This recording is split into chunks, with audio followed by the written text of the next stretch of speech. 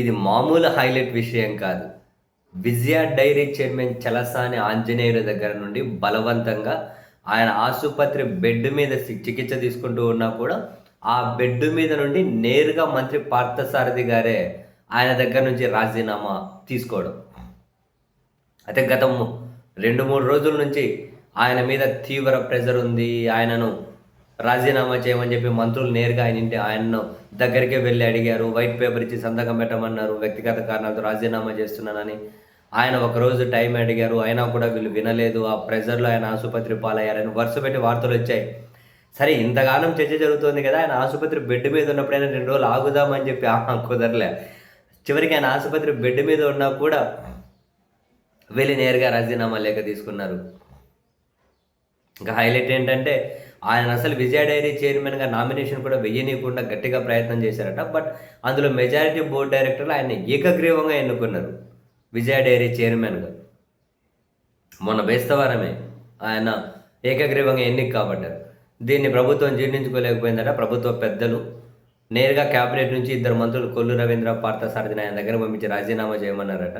ఆ ప్రెషర్‌లో ఆయన ఏమంటారు ఇమ్మీడియేట్‌గా ఏదో కుప్పకూలిపోతే ఆసుపత్రికి తరలిస్తే, అక్కడ ఆసుపత్రి బెడ్ మీద ఆసుపత్రిలో చేరి ఏడన్నా రాజీనామా చేయాల్సిందని చెబితే, ఆసుపత్రి బెడ్ మీద నుండి మంత్రి పార్థసారథి గారు ఆయన దగ్గర రాజీనామా తీసుకుంటూ ఉండడం. వావ్! నిజంగా ఇది మామూలు హైలైట్ విషయం కాదు. దీనికి రకరకాల కారణాలు చెబుతూ ఉన్నారు. అధిష్టానం ఆదేశించిందట. ఆయన్ని ఏకగ్రీవంగా ఎన్నుకున్న ఆయనను రాజీనామా చేయమని చెప్పి అధిష్టానం ఆదేశించడం ఏంది? దేనికోసం? ఆయన కానీ టీడీపీ ఆయనే. దేనికోసమని? అయితే దీనికి రకరకాల రాజకీయ విమర్శలు అయితే వినిపిస్తున్నాయి. నిజం అబద్ధం మనకు తెలియదు. ఇంతవరకైతే నిజం. ఇంకా ఆ తర్వాత వినిపించే విమర్శలు ఏంటి? విజయ డైరీ 1.5 లక్షల కుటుంబాల సంస్థట. ఒక విజయవాడలోనే 2.60 లక్షల లీటర్లు, రాష్ట్రమంతా 4.60 లక్షల లీటర్ల పాలను ప్రతిరోజు వినియోగదారులకు అందిస్తుందట. పాలు, నెయ్యి, పెరుగుతో పాటు దాదాపు 84 రకాల పాల ఉత్పత్తులను తయారు చేస్తుందట. బాపులపాడు మండలం వీరవల్లిలో ఇటీవల తన 2వ యూనిట్ని ప్రారంభించిందట. అంటే విజయ డైరీ అంటే కృష్ణా మిల్క్ యూనియన్ అట. ఈ కొత్తగా ప్రారంభించిన యూనిట్లో ప్రతిరోజు సుమారుగా 3 లక్షల లీటర్ల పాలు, 1,00,000 లీటర్ల పెరుగు ఉత్పత్తి చేస్తుందట. రైతుల నుంచి ప్రతిరోజు 10 లక్షల లీటర్ల పాలు సేకరించాలని లక్ష్యంగా పెట్టుకున్నారట.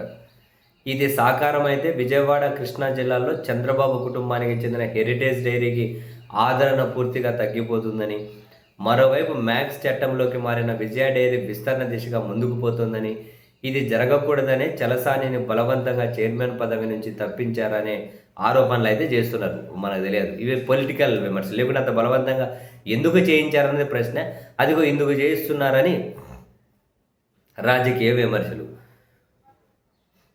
ఇంకా మామూలుగా దీని నుంచి మొదలైతే కదా, ఉమ్మడి రాష్ట్రంలో సీఎంగా ఉన్నప్పుడు చిత్తూరు డైరీని ఈ విధంగానే నిర్వీర్యం చేశారని,